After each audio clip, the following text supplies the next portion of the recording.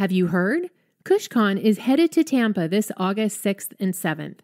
Network with more than 7,500 hemp and cannabis professionals, sample products from more than 300 brands, and take in over 70 educational sessions. Work in cannabis or hemp? KushCon Tampa is the only place you can meet directly with the nation's largest distributors and retailers. Get tickets and learn more at kush.com/KushCon. Plus, listeners of this show can save 50% on tickets with promo code PODCAST. Again, that's kush.com/KushCon. See you there. What happens when high fashion meets luxury cannabis? Our guest today reveals all. Tell me, boy, you make me so bored. You need to walk the other way. I tell you once more. Please get out of my way. I don't want you no more. We're done here, boy.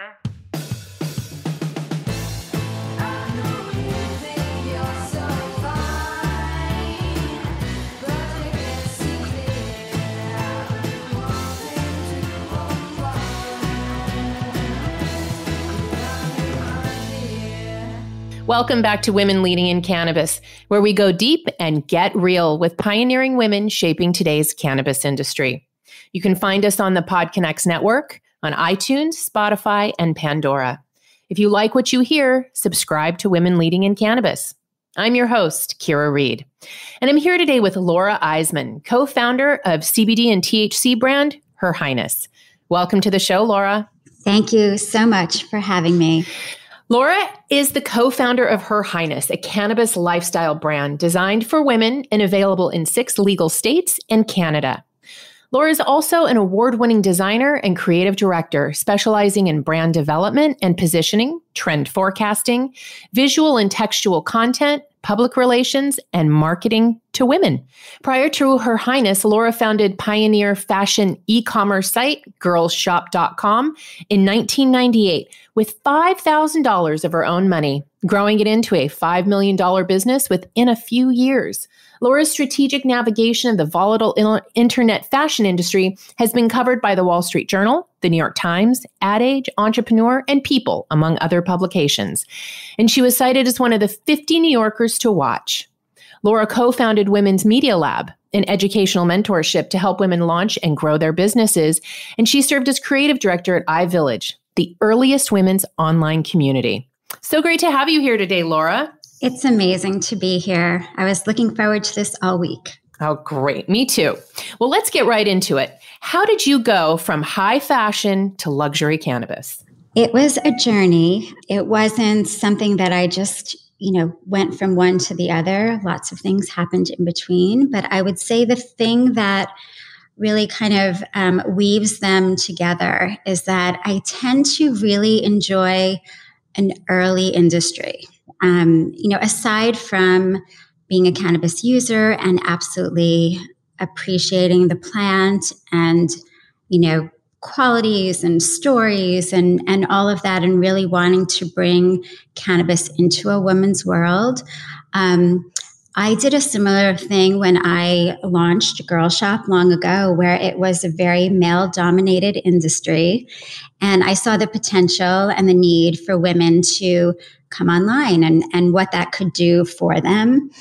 And similarly, I saw that in cannabis as I watched California become legal. I was looking at the branding and the products that were being formulated and realized that nothing was created from this perspective or motivation to make women feel good or to bring cannabis into a woman's world. And so that's really why I set out on this crazy journey in cannabis. And I have to admit, my co-founder, Allison Krongard, we came together, and our combination of experience is really what put this Her Highness on the map. The combination of product development, which was her strength and is her strength. And my ability to kind of, see the way to navigate it and change the conversation and create this world that women would be comfortable in. And so, it just was very organic.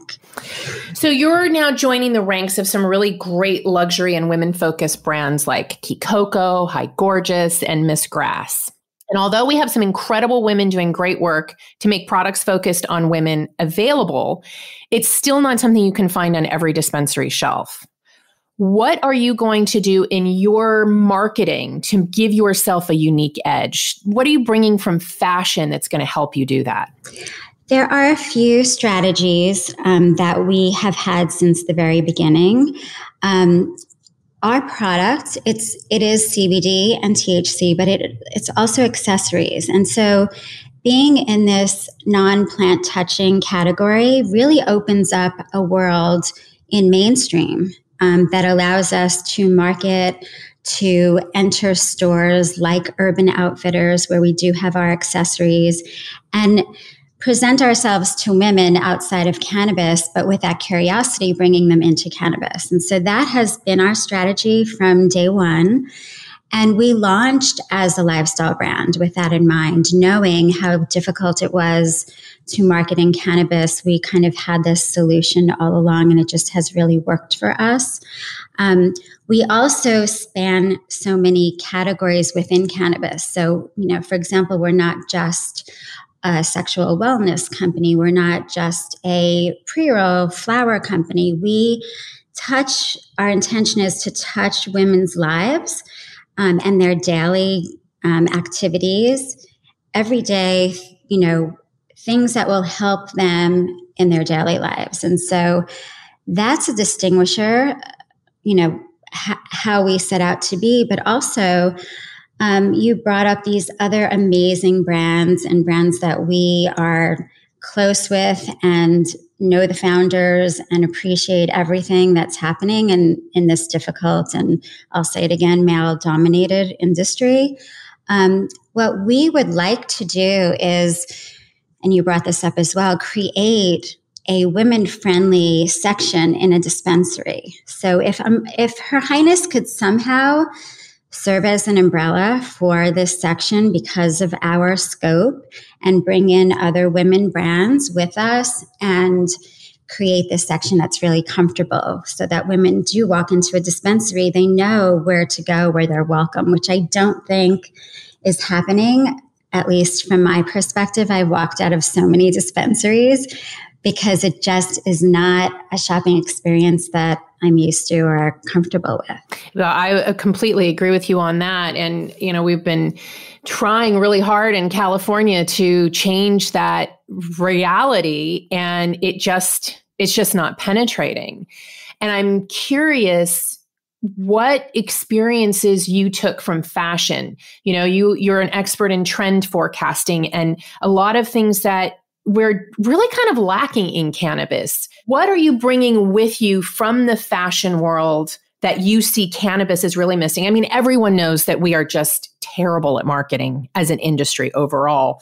But what are some other things that you can take from the fashion world that can really help your brand and the rest of us learn how to do that the right way? How can we penetrate into those dispensaries so we do get a women's section? Well, fashion is aspirational, as we know, and aesthetically, the way that we designed Her Highness, between my background in fashion and Allison's background in home decor, that was really important to us. And this whole, it's like the experience that you get when you're trying something beautiful on, how that makes you feel. And so to translate that into cannabis, for example, we have some boxed items that are this beautiful unboxing experience. Our branding is more like beauty or fashion packaging. We have that cherry red color, which is like, a Christian Louboutin feeling. And so it's incredible how women they gravitate toward it because it brings kind of this glamour to cannabis that we've never, ever seen before. And so that really relates to fashion. And when you open these boxes and you're opening, inside is this beautiful red velvet with gold product. I love to give our Get Lit kit, which is one of our gifting items, which is accessories, to a woman without explanation and just have her open it and look at her face, because what the fashion part of it brings to it is just pure delight. You know, it's sort of like when you see the most beautiful dress from Zimmerman or whoever, you know, whoever is your favorite designer. And when you see that and when you want to try it on, and when you wear that piece of fashion, we want to bring across that experience. So when you're holding our beautiful gold vape pen like a cigarette, or when you have our what we call our snake in the grass ring, which is this ring that wraps around your finger and the snake's mouth comes up to hold your joint, and it lets you, it's almost like a modernized 1920s old Hollywood smoking experience. And so, you know, a lot of it's like fashion, the way that you feel when you're using it or when you're wearing it. And we do consider a lot of our products wearable in that sense, even our, you know, Lips ashtray and our solid marble rolling tray, which, you know, is this beautiful statement piece on your coffee table. To bring that into your home is exactly the same thing as how we bring fashion into our lives, and just surround ourselves with what makes us feel good. And I think cannabis has done a poor job. I can't even say that. I just don't think it had been on the radar for anyone to think in that way and to do that. But that's really what we're doing, is we're bringing those experiences of high luxury goods and how you feel in that environment and translating it to cannabis. So I'm really fascinated by trend forecasting. And that's not something that we ever talk about in the cannabis industry. And so I'm curious what you have taken from that part of your experience as you've built your company on an industry that, you know, doesn't have a long runway of data to work from. And it's also interesting that you'd said earlier that you like to be on the cutting edge of new industries. So how do those two things work together when you don't really have a lot of that data to pull from about what those trends will be?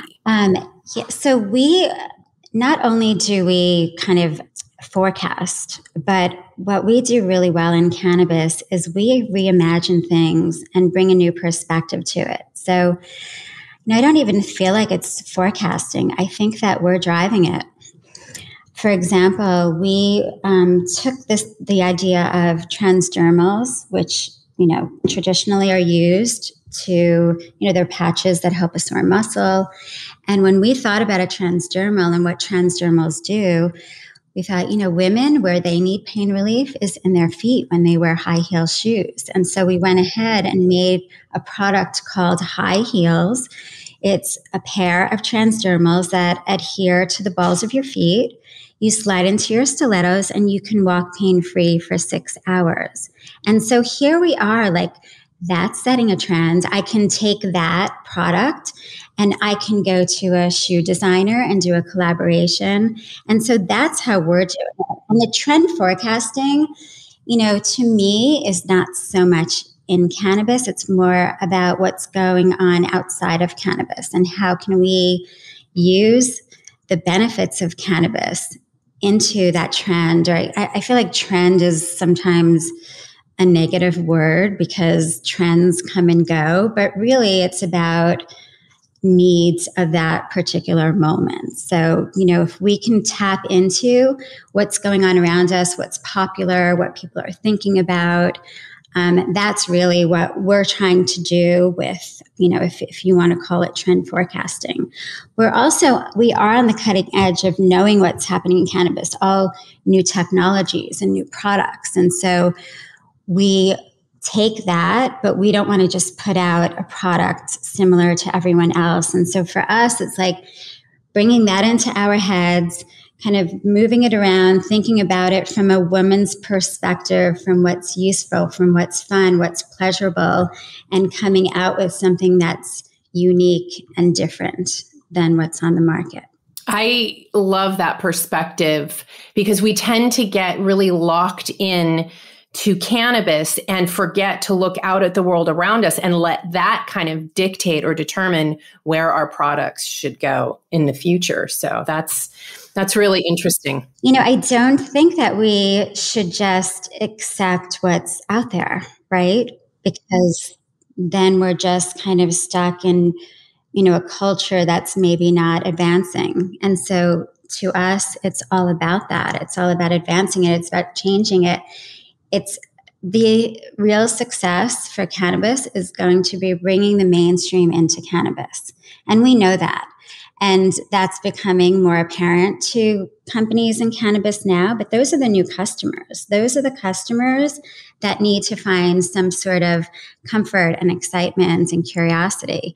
And when they first come into cannabis, they're not connoisseurs and they're taking a journey. And so how do you not only help them on their journey, because I think a lot of brands can do that, but how do you, for us, like for women, to more empower women? And I don't like that word empower, it's overused, but I'm using it because what we want to do is make it obvious that this is made for you. You can do what you want. Like you can take that joint and smoke it, like your old Hollywood, or you can do what you want with it. We're giving you the tools, we're giving you the product, we're giving you that aesthetic that that's aspirational yet attainable, that you're relating to. And so that's what we're trying to do. It's not really about us, it's about them, about the market.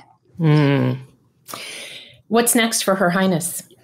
So we have our expansion in THC. And, again, we have these 3 arms to our business, which sounds very intense and complicated, and it is. So at the same time, we are advancing in legal states. So we're in California. We just launched in Colorado a few weeks ago. We're about to launch in Canada. So we're working on the expansion, which is hard. We need sometimes a new partner every time we go into another state, and that needs to be managed. And so that's a lot of work, and working with our partner on the different products that will be available in that particular market. But really our specialty is making the brand awareness, the brand important, and being a household name for women in cannabis. So that's what we're set out to do. So we're expanding our accessories line. We're going into more fashion stores, museum shops. We're looking into partnering with hospitality. We have a pleasure oil. We haven't even talked about that, which is like across the board one of our most popular products. It's an orgasm intensifier. So it's not a lube. It's made specifically for women to give them a longer, stronger orgasm. And it's been a crazy game changer for women. We have so many testimonials and press around this product, but in addition to a 30 milliliter bottle, we've started to do these single packets, which we call Come on the Go. We figure women don't want to walk around with a bottle in their purse. And so we have these packets that look like condoms. It says Come on the Go, and single serving size is 1 orgasm. And so we are working on getting that product into mini bars and hotels. And so, really thinking outside of the box. And, like I mentioned before about the foot pads, people who are like, oh, cannabis is not for me. And even CBD, I'm not even looking at that. When you present a product that has nothing to do with any psychoactive effect. And here, you can wear your high heels. You have a wedding, a red carpet event, you can wear these heels. And the fact that cannabis is in it is secondary for the moment, but then it becomes this appreciation for cannabis, and then it brings somebody to their next step in cannabis. And So we're working on products that will really change the conversations around cannabis and will really kind of carve out this path specifically for women, because that's our focus. But expansion, and just really helping the entire industry with the women's market. You'll never be caught needing to replenish your stash again when you subscribe to Hemper's monthly smoking boxes. Hemper is hands down the best place to stock up on your smoking supplies, no matter the occasion. Curated with innovative and hand-selected products to ensure you are getting the absolute highest quality accessories for your smoking experience. Hemper's monthly subscription service provides $100+ in value for only $40. There's also the convenient option to receive one every month, every 3 months, every 6 months, or yearly. Right now, use promo code WOMENLEADING10, that's WOMENLEADING10, to get started and receive 10% off a Hemper box or the XL box at HEMPER.com.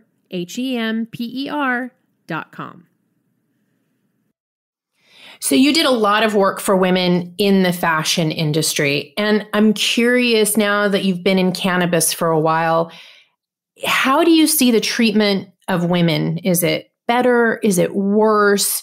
And what do you think you can bring from your experience helping women in fashion to help the women here in cannabis? I think all industries, unfortunately, are more difficult for women. I mean, we all know the statistics. Women businesses get less funding. They are valued lower. There's a lot of challenges. Women don't ask for enough. They don't, they're not bold enough, but they're not as bold as men, mostly when they're talking about the value of their business. And so what I did in the past, and not only for fashion, I did a lot of it for fashion where my previous company, Girl Shop, I looked into different lines. We got submissions every day, and I would select the lines that I thought had potential. And so I helped these women, and not only women, but I did help these smaller businesses really grow and profit. And with Women's Media Lab, that was focused specifically on women, not necessarily fashion, but it was a lot about educating, like, what is a P&L? What's the balance sheet? We had these different workshops that just touched on different parts of business that, I didn't go to business school, and a lot of entrepreneurs didn't go to business school. I became an entrepreneur because there was something I just wanted to do. I felt like it could be out there, and I, took that leap and started a business, but I never attended business school. I learned it as I went along. And I think that there's value in, from one entrepreneur to another, speaking about things like that. And just so that we can have, a conversation, a smart conversation with potential investors, and the readiness of that. But I think that there's really a need for more and more mentorships. I think that it's really nice having women help women, entrepreneurs helping entrepreneurs, and specifically for cannabis, it's just a man's world. I find it really difficult, and maybe this is changing, but a lot of the women-founded funds are very conservative too. Maybe the way that women just are in general, as business owners. But yeah, I find it very difficult. You and me both. It's like the story of my life daily. It's well, and the numbers show that you're not exaggerating. You're not, crying a river. This is that 3 to 8% per year goes to women. I mean, this is just reality. And how do we change that? I think we have a chance to change that by banding together. And if we're not strong enough as individual women-owned businesses, then let's help each other, and let's, make a stance and I also on the conference level and with panelists, and it's mostly men. I mean, I just am observing all of this, and I don't really know the answer, but I can see potentially what needs to change. And it's not about really continuing to separate men and women, because I think that makes it worse. I think that there's a way for women to sometimes be in charge with that man-woman relationship in a business. Does that make sense? So I just think women need to be more confident, more comfortable, and, again, have the power to make it the way that they would do it. Like, why do we walk into a conference and do it the same way every time? Maybe that's like, I'd be so curious to see if we were starting from square one, what would a woman-founded conference be like? Like, how would we invent it from, step one? Would it be different than it is now? I just feel like a lot of times we're trying to fit ourselves into an established world. And I guess I'm at the heart of it, I'm a disruptor. I'm always thinking like, okay, well, this doesn't have to be this way. Why are we accepting of it this way? How can we make it different? So that's where my mind. That is such a good point. When I watch movies or see trailers for movies, and it's like, okay, here's a movie that used to be with guys, but now we're just going to put women in it in the same exact situation as with men. Right. And I always wondered myself, like, well, is that all we can do as a society, is give women equality by making them do the things that exactly the way that men do? Why can't we reimagine the things that we want and experience in a way that is unique, that redefines the models? I really appreciate that perspective and totally agree with you on that. What are some ways you think what can be disrupted in cannabis? Well, obviously, the women part of it has a long way to go. There needs to be more focus on women, and the statistics are there. Women are entering the space. They're the fastest growing market. They're entering the space at twice the rate of men. And I think these larger companies are finally thinking about ways to address it. But it's not about just taking the same, like to your point, taking the same product and making it pink or sparkly. That's not the answer. And so, it just needs to, I feel like it needs to come from us. It needs to come from new people. It needs to come from people from other industries coming into cannabis. That's really what is going to make the difference. And it's happening, now that there's so many more opportunities. I live in New York, and with New York becoming legal and all the creativity that just naturally exists in New York. And, people come to New York because they want to disrupt. So you have like a city of disruptors. And I'm very excited to see what's going to happen once, that is unleashed, because I think that will really trickle into every other market. I think that New York is going to be a leader in disruption, and it will create a more normalized environment for people to comfortably come into. So I think it's happening. But, focusing again on the women, it's just, that's something that really needs to be addressed. And it's so amazing that I'm in the industry 5 years. And the lines that you mentioned early on that are women founded, I mean, there's 5, that are, it's just crazy to me with all of the brands that are out there, how few are women, Yeah. Well, we've seen a lot of brands that tried to do that also go away. I remember in the early days, if I had a few sales rep friends who would go in and say, hey, we've got this new product focused on women. Oh, great. Let's find a place for it. Now, I don't know if it will sell. I don't want to put the energy into it. Not interested. Too much work. And that's actually a great point, because part of the problem is that the gatekeepers, which, traditionally would be buyers, don't know the potential customer. So they're reacting to a customer that goes into a dispensary that wants to buy the cheapest weed and get the most high, in many situations. And for us to go into a dispensary that's thinking in that way doesn't really work, because we're successful at speaking to the customer.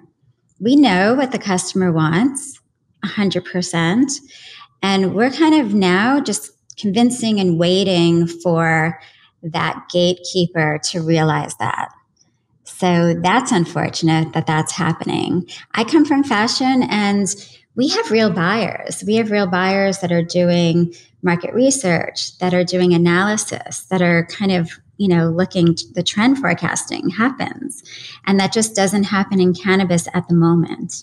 But again, as people are coming in, professionals from other industries, it is starting to change. Distribution is getting a little better. The buying process will get better.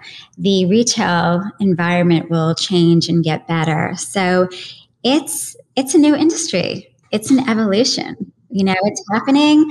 I feel like, and as a New Yorker, I don't have a lot of patience. I'm used to just doing things. And, as an entrepreneur, I make a decision, it happens. But, there is patience.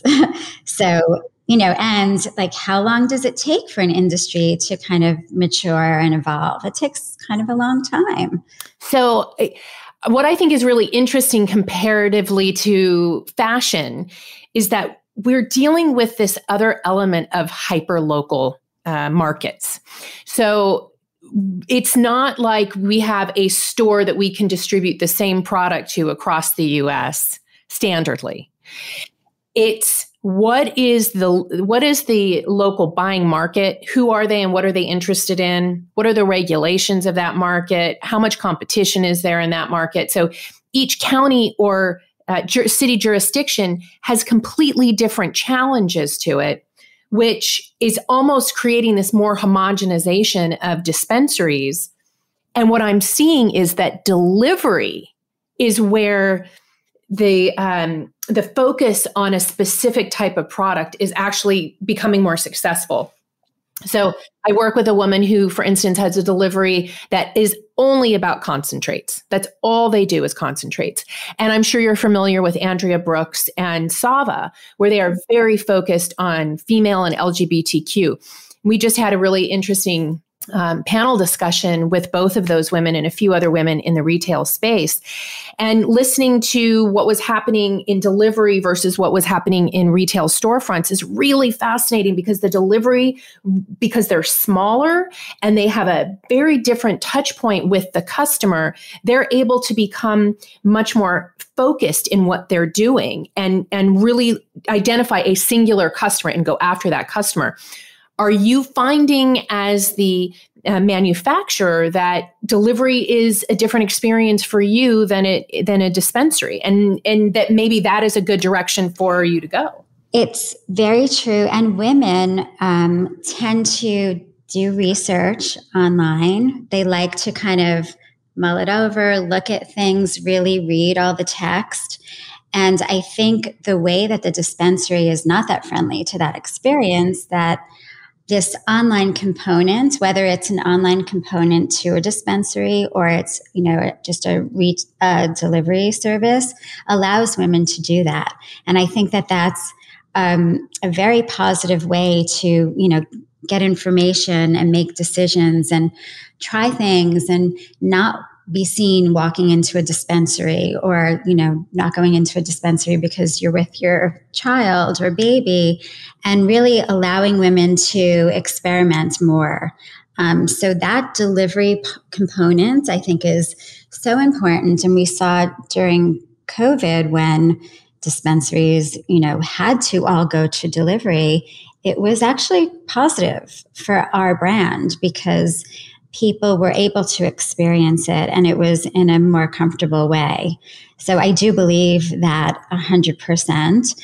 But, you think about the same thing with any industry. And if we want to go back to fashion, it's like I can order fashion online and I can try it on at home and I may find things that I like. And I'm really depending on, a photograph of somebody wearing it, and that's what makes me purchase it after my research.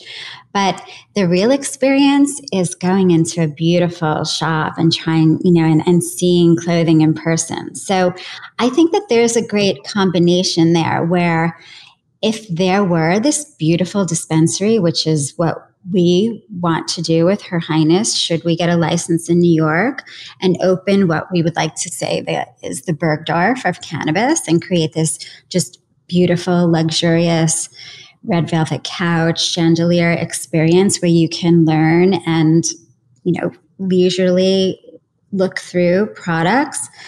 When it gets to that, I think it'll be a nice combination of that research that needs to happen and when you want it to come to your home. And it's very convenient. And we have busy lives and we're moms and for so many reasons why delivery works. But the in-person experiences also could be such a beautiful experience. And as these consumption lounges really start happening in a beautiful way also, that in-person, I think is as important. But yes, certainly to your point, I think all of that will be so helpful. And we do see that. We're about to launch a direct-to-consumer delivery service in in California.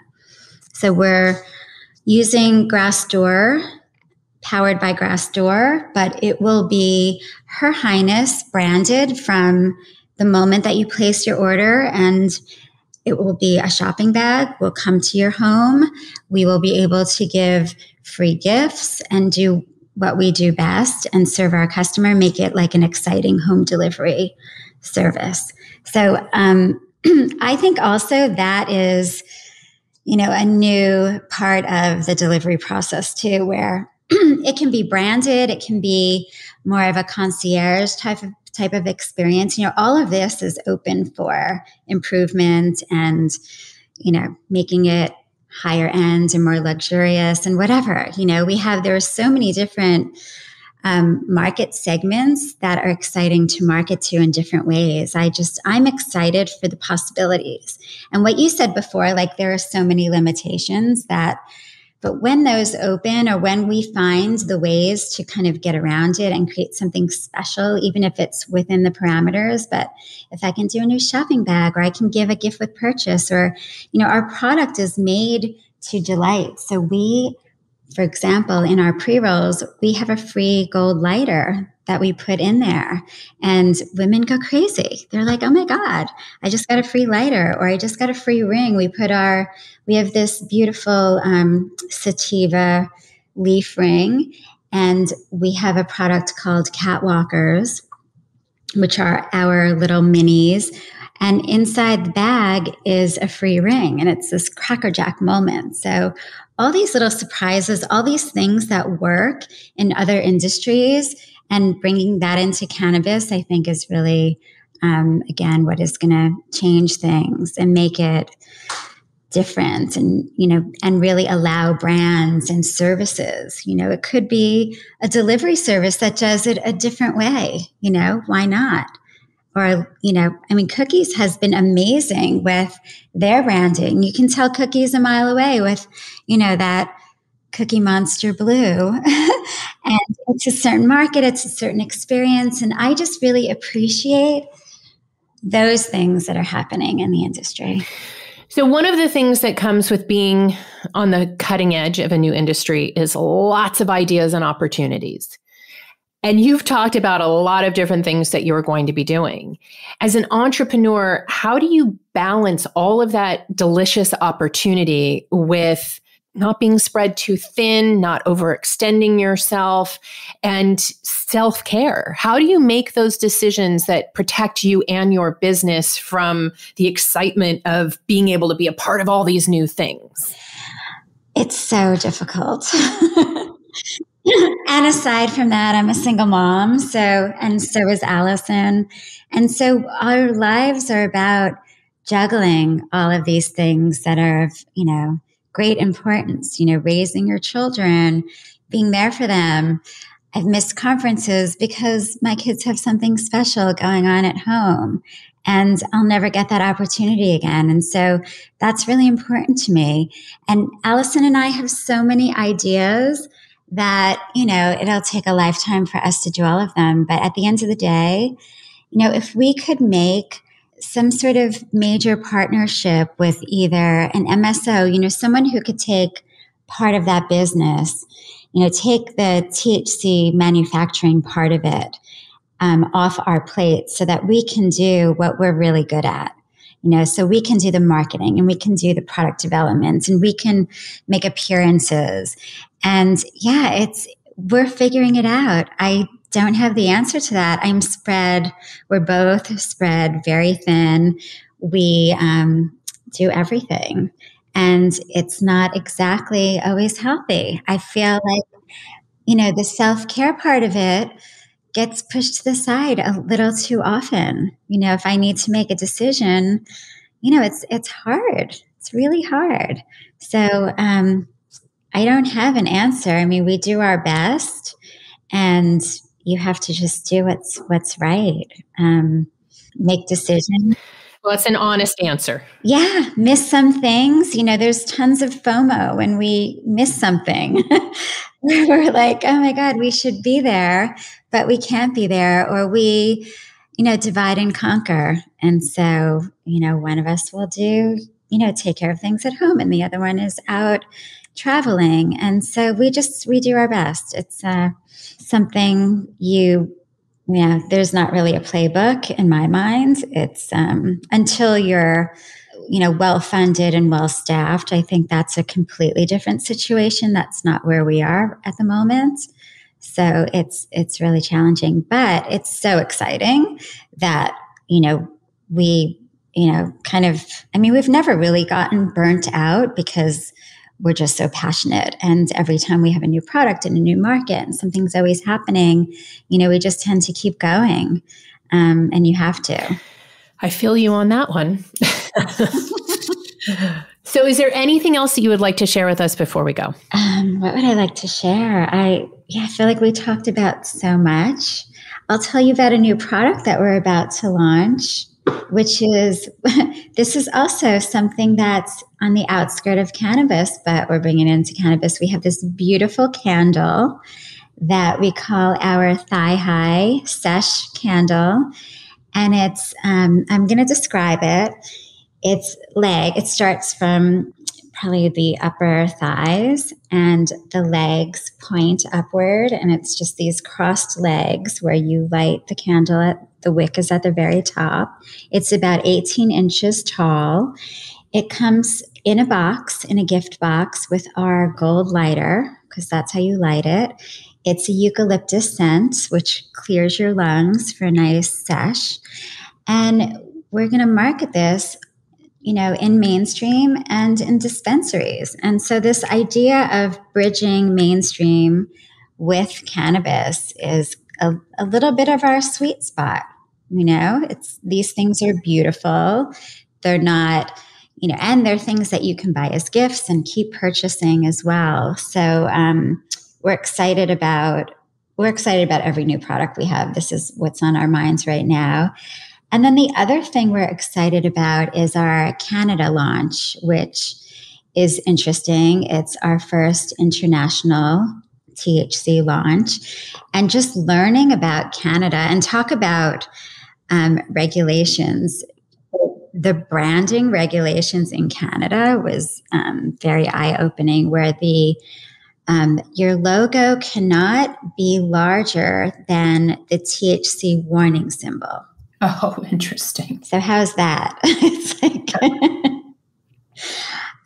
so that's a challenge. And we went to Toronto a few months ago just to check out the market. We got this amazing retail tour, and it's incredible how you can overcome something like that. So this idea of creating what they call vanity packaging and making displays that really get across the lifestyle of the brand is what they're doing there. And then you go home with kind of a very small branded packaged product, but you already have that idea of, this is a glamorous brand. This is for women. And so that's smart. And that's what they're doing there. And I thought that was very eye-opening. But we're excited to expand internationally. Yeah. Congratulations. Awesome. Thank you. How can the ladies reach you or learn more about Her Highness? Our website, her-highness.com. We're on all social media platforms and pretty active, which is Her-Highness NYC. So find us on Instagram and Twitter and LinkedIn, Facebook. We are everywhere. So we love to speak to our customers. We love speaking with other people in the industry. I would encourage anyone to reach out. Thank you so much, Laura, for your time and for sharing your journey with us today. Thank you so much. This was very fun. Ladies, thank you for tuning in. If you haven't yet joined the Women Employed in Cannabis community, go to weicwomen.com. There you'll find all the details on membership for women working in cannabis. WEIC is a community that provides networking, cannabis career coaching, and resources to support women working in the cannabis industry in the US, Canada, and around the world where there's an interest in legalization. We welcome women who are currently working in cannabis or curious about taking the leap into the industry. Consider becoming a WEIC Woman member or WEIC Business member for benefits and access across the network. And join us again for another conversation with women leading in cannabis.